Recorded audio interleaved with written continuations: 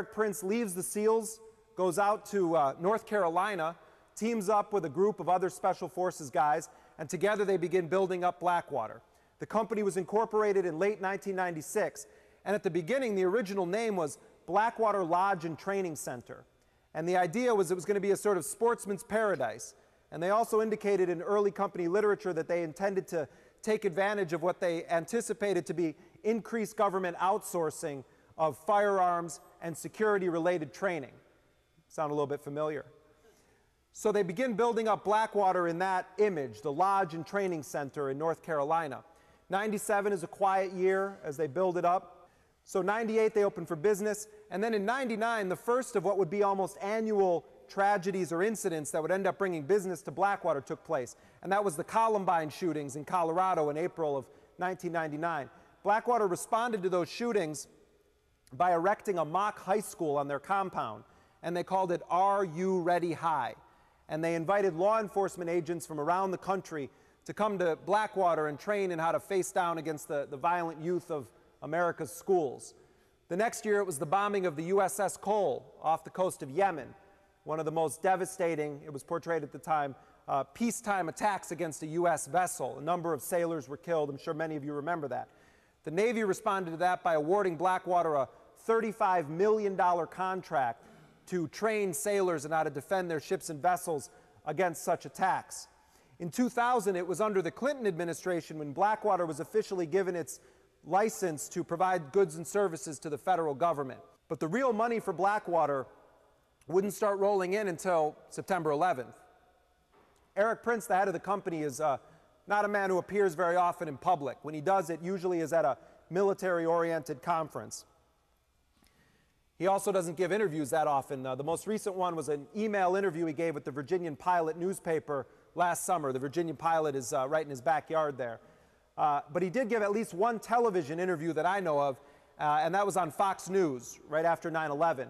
He was on the O'Reilly Factor, and Eric Prince was brought on to talk as a sort of security expert because at the time, you remember, there was this discussion about federal air marshals. How heavily should they be armed?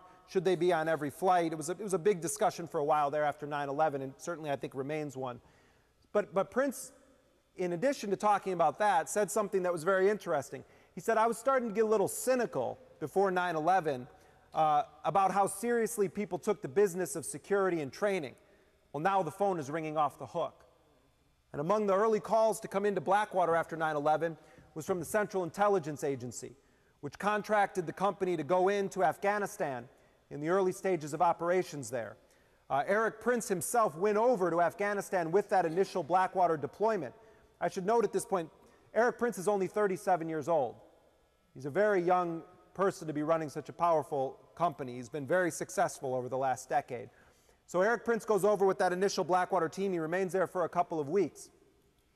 What Blackwater did after that, we don't know, because contracts that are with the Central Intelligence Agency are generally covert in nature, and it's very difficult to get any information out of the CIA. But what we do know is that Blackwater would hit the serious big time when the Bush administration made the decision to invade and occupy Iraq. During the 1991 Gulf War, the ratio of active duty soldiers to private contractors was about 60 soldiers to every one contractor. The Bush administration took power with the most radical privatization agenda in the history of our country. Cheney and Rumsfeld in particular were intent on trimming that ratio down to an almost 1-to-1 ratio, which is what we have today, 145,000 active, 130,000 contractors.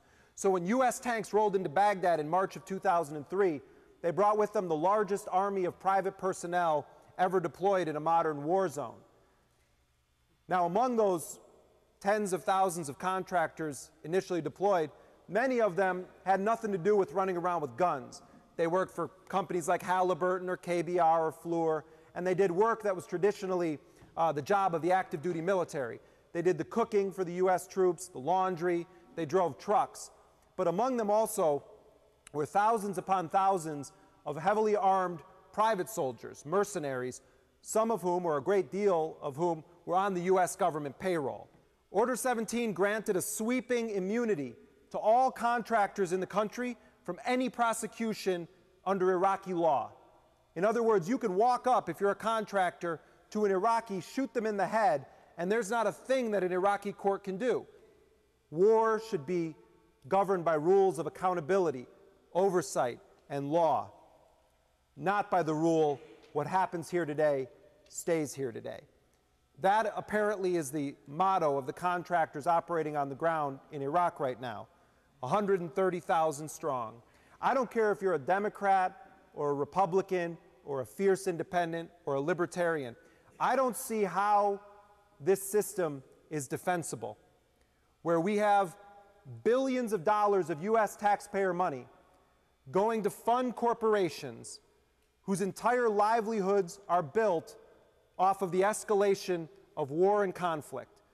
I don't see how we can have a debate in this country with rhetoric being thrown around about who does and doesn't support the troops when we support a system where armed private contractors are making more money than Secretary Gates and multiple times more money than U.S. soldiers on the ground, or a system where you have 64 courts-martial of U.S. soldiers in Iraq on murder-related charges and not a single one against the private contractors from an army that almost rivals the official army's scope and size.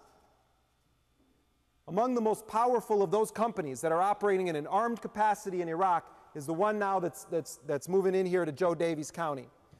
To me, it's a stunning commentary on the state of open government in this country.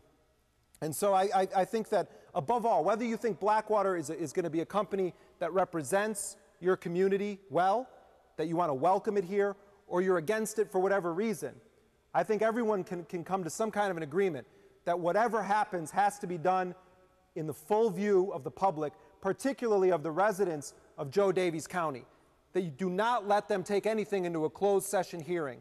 It is undemocratic when you're talking about a major, powerful corporation coming into a small community to not get the input of every resident who has something to say. And so that's the most important thing right now, is to make sure that every step of this process has light shined on it so that everyone who will be impacted by this has a chance to say what they think about it.